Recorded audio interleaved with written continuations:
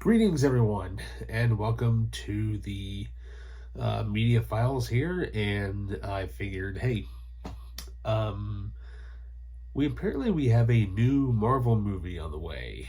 That's right, Guardians of the Galaxy Volume 3 will be here relatively shortly, and I realized I have not done anything regarding the MCU. So, upon doing a little bit of research, I have completely forgotten that this movie came out. And not only that, though, today is the 15th anniversary of the very first film in the MCU franchise. I'm, of course, talking about the original Iron Man that came out on May 2nd, 2008. And that's what we're talking about today here on the Media Files.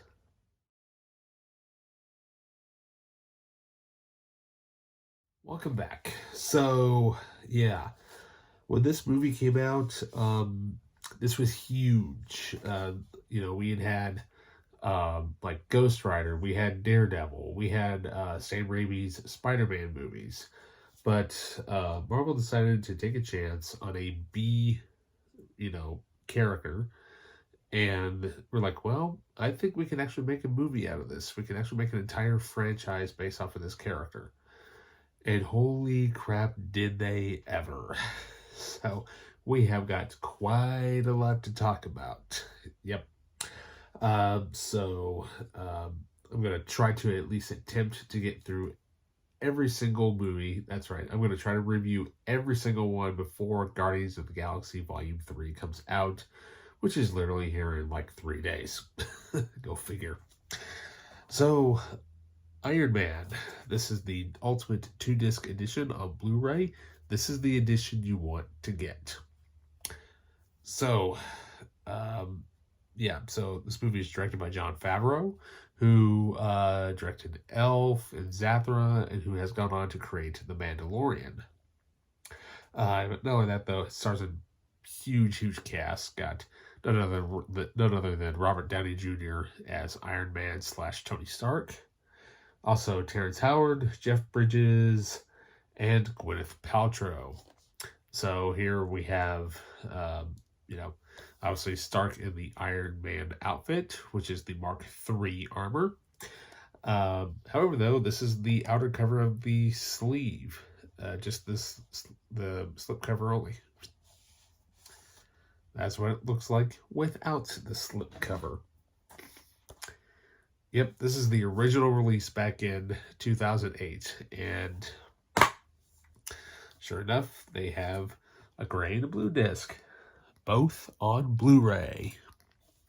So yeah, I mean, there was so much good when this movie came out. This was just so huge, and sure that some of the effects look a little bit dated, but hey, I can't complain. This movie is so freaking cool. The soundtrack is amazing, written by none other than Ramin Djawadi, who did Blade Trinity. He also did The Internals, Pacific Rim.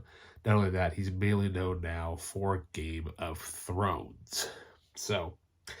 But I tell you what, though, the digital effects of this movie alone are so mind-blowing, especially for the time. But now, if it wasn't for this movie, we would not, I have no idea where superheroes would be right now.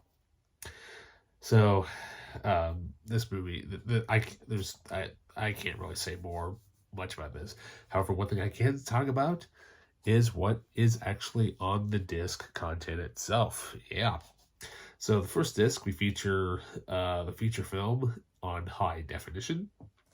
We also have the Blu-ray exclusives, which include the Hall of Armor, BD Live Iron Man IQ, the Invincible Iron Man, as well as deleted and extended scenes, all in high definition. Disc 2, this is where the meat is. That's right.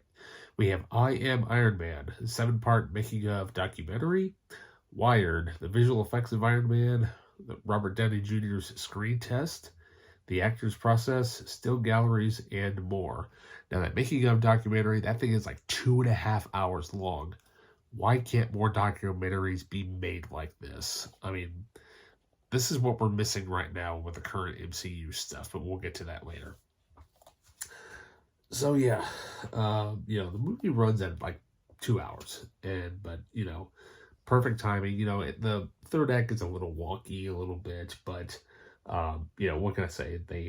It's a starter, and overall, just an absolutely perfect movie to start out for the MCU.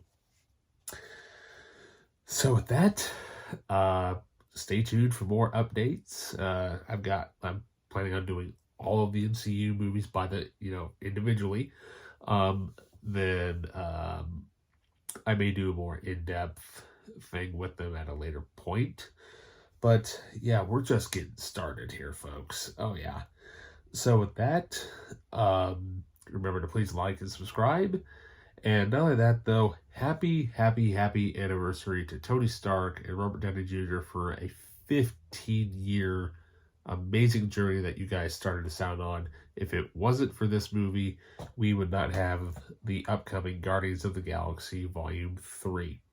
So hats off for Robert Downey Jr. for creating not only one of the best characters in cinema, but also one of the greatest characters we'll probably ever see in cinema. So with that, I bid you adieu, and I'll see you in the next MCU review.